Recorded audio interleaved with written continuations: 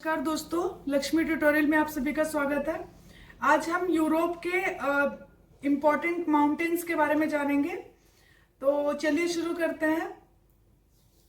इसमें हमें सत्य कथन का चयन करना है। तो पहला कथन है, जूरा पर्वत फ्रांस और इटली के बीच प्राकृतिक सीमा का निर्धारण करता है। कौन सा पर्वत? जूरा। ये क्या करता है? फ्रांस और इटली के बीच में प्राकृतिक सीमा का निर्धारण करता है। अक्सर ऐसे प्रश्न पूछे जाते हैं कि कौन सा पर्वत किन किन पर्वतों का किन देशों में विस्तार है, सबसे ज्यादा विस्तार कहाँ है, कौन सा पर्वत किसके बीच में किसको अलग करता है, तो ये हमें जानना चाहिए। तो जूरा पर्वत किसके बीच में प्राकृतिक सीमा का निर्धारण? फ्रांस और इटली के बीच में। दूसरा है, अल्प्स पर्वत का विस्तार स्विट्जरलैंड में सर्वाधिक है। यह नवीन मोरदार अल्पाइन पर्वत है। अगर ये नवीन मोरदार अल्पाइन पर्वत है तो इसका मतलब कि इसका जो काल है वो क्या होगा? सेनोजोइक काल का पर्वत है। ये सेनोजोइक काल के सेनोजोइक काल में जिन पर्वतों का निर्माण होता है उन्हें क्या कहते हैं? अल्पाइन पर्वत। तो ये दूसरा कथन है। तीसरा है, मेसोटा पठार का विस्तार पुर्तगाल और स्पेन में है। मेसोटा पठार कहाँ पे है? स्पेन और पुर्तगाल में। तीसरा कथन है, पेरिनीज पर्वत फ्रांस और स्पेन के बीच में प्राकृतिक सीमा बनाता है। और जूरा पर्वत किसके बीच बनाता है? फ्रांस और इटली। और पेरिनीज पर्वत फ्रांस और स्पेन के बीच में। यह अंडोरा देश में अवस्थित है। और पेरिनीज पर्वत के बारे में बोल रहा है कि यह अंडोरा देश में अवस्थित है। ये सभी कथन बिल्कुल सही हैं। अल्प्स पर्वत जो है, ये अल्प्स पर्वत, इसका विस्तार सर्वाधिक तो यहाँ पे है स्विट्जरलैंड में, लेकिन ये और भी देशों में इसका विस्तार है, वो भी जानना चाहिए हमें। फ्रांस, जर्मनी, इटली और ऑस्ट्रिया, इन 4 और देशों में इसका विस्तार है, लेकिन सर्वाधिक विस्तार कहाँ पे है? स्विट्जरलैंड में है। और उसके अलावा कहाँ कहाँ है? फ्रांस, जर्मनी, इटली, ऑस्ट्रिया, इन 4 और देशों में अल्प्स पर्वत का विस्तार है। चलिए अगले प्रश्न पे आते हैं। अल्प्स पर्वत की सर्वोच्च चोटी ब्लॉक है। यह फ्रांस में अवस्थित है। अल्प्स की जो सर्वोच्च चोटी है वो कौन सी है? उसका नाम है ब्लॉक, और ये अवस्थित कहाँ पे है? फ्रांस में। दूसरा है, स्ट्रामबोनी को इटली और भूमध्य सागर का प्रकाश स्तंभ कहते हैं। कई बार इस टाइप से भी क्वेश्चन आते हैं कि इटली और भूमध्य सागर का प्रकाश स्तंभ किसे कहते हैं? तो स्ट्रामबोनी। हमें जानना चाहिए कि किसे कहते हैं। तो स्ट्रामबोनी को ही इटली और भूमध्य सागर का प्रकाश स्तंभ कहते हैं। तीसरा है, अपेनाइन्स पर्वत को इटली का बैकबोन कहते हैं। अपेनाइन्स पर्वत क्या है? ये इटली का बैकबोन कहते हैं इसे। तो ये तीनों कथन है। हमें इसमें से असत्य कथन का चयन करना था, तो उपरोक्त में से कोई भी नहीं, क्योंकि सभी कथन बिल्कुल सही है। अल्प्स की जो सर्वोच्च चोटी है ब्लॉक है, और ये कहाँ पे अवस्थित है? ये फ्रांस में। और स्ट्रामबोनी को इटली और भूमध्य सागर का प्रकाश स्तंभ कहते हैं। अपेनाइन्स पर्वत को इटली का बैकबोन कहते हैं। तो इटली का बैकबोन कौन है? अपेनाइन्स पर्वत। और ये तीनों ही कथन बिल्कुल सही है। अगले प्रश्न पे आते हैं।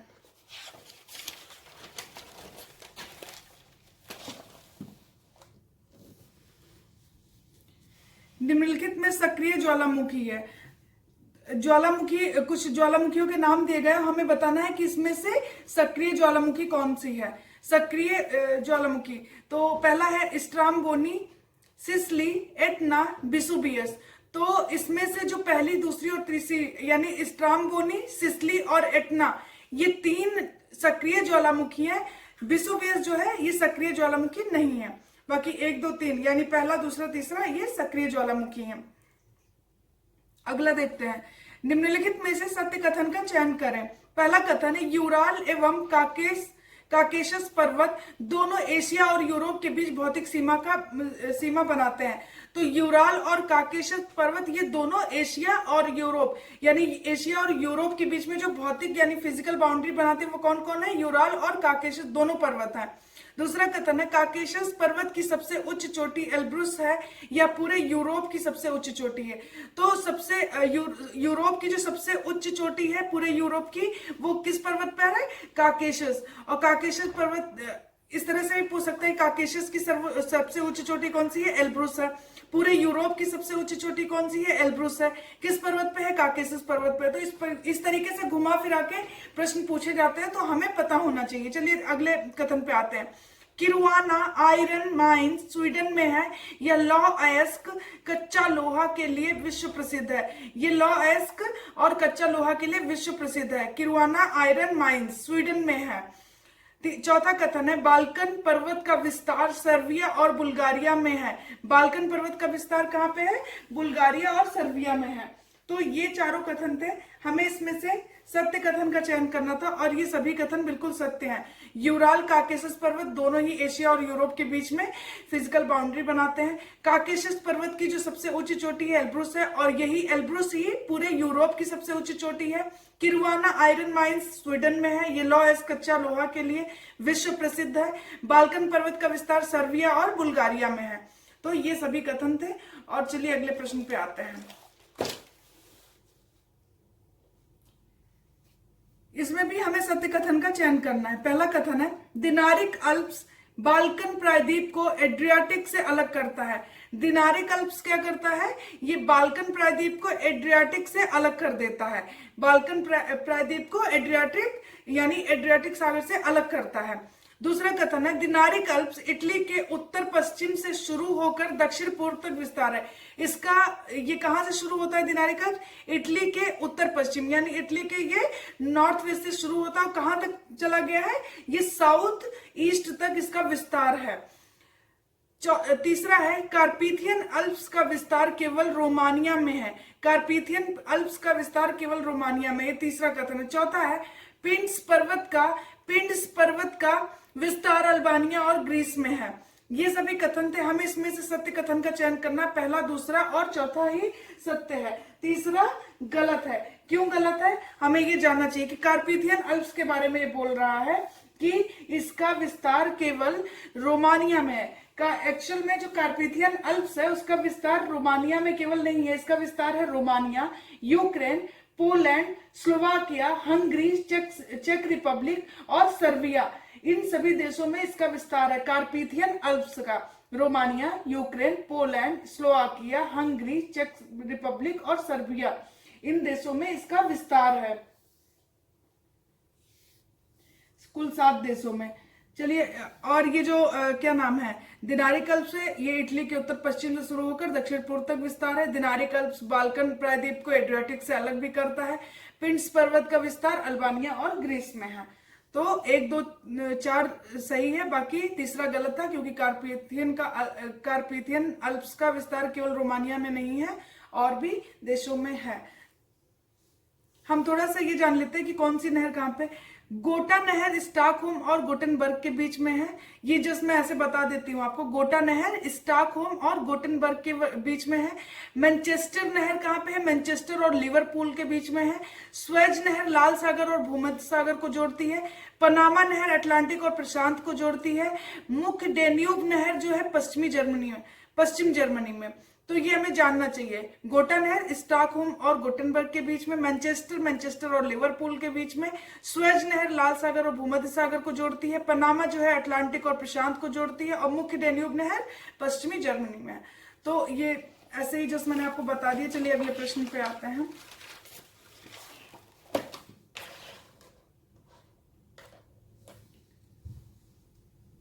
हमें इसमें बताना है कि कौन सा सही सुमेलित है, हमें इसे सही सुमेलित करना है। तो लडोगा झील, बेटन झील, कॉस्टेंट झील, ओनेगा झील, बेनर्न झील, ओलू झील और इनारी झील, हमें बताना है कि ये कहां पर है, मतलब कहां पे है, किस देश में है। तो लडोगा झील कहाँ है? उत्तर पश्चिम रसिया, बिल्कुल सही है। बेटन झील स्वीडन में है। कॉस्टेंट झील जर्मनी में है और यहीं से होके जो वो राइन है वो इसमें एंटर करती है जर्मनी में। और ओनेगा झील कारेलिया गणतंत्र में है। बेनर्न झील स्वीडन में है। ओलू झील फिनलैंड में है। इनारी झील फिनलैंड में है। तो ओलू और इनारी फिनलैंड में है। बेनर्न स्वीडन में है। ओनेगा झील कारेलिया गणतंत्र में है। कॉस्टेंट झील जर्मनी में है। बेटन झील स्वीडन में है और लडोगा झील उत्तर पश्चिम रशिया में है। तो ये हो जाएगा, ये बिल्कुल सही क्रम में लिखा हुआ है कि पहला दूसरे का दूसरा, तीसरे का तीसरा, चौथे का चौथा, पांचवे का पांचवा, छठे का छठा, सातवें का सातवां। ये सभी बिल्कुल सही सुमेलित है। चलिए अगले प्रश्न पे आते हैं।